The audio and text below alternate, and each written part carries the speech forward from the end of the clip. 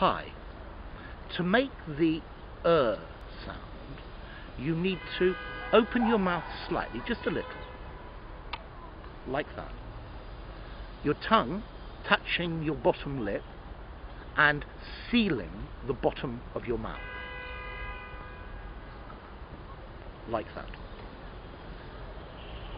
Now, vibrate the larynx at the back of your throat.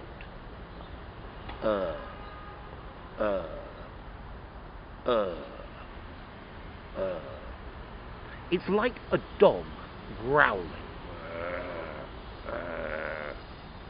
Okay. It's perhaps as if you were confused or thinking about something. Okay. So, that's how to make the sound. Thanks for watching. See you soon.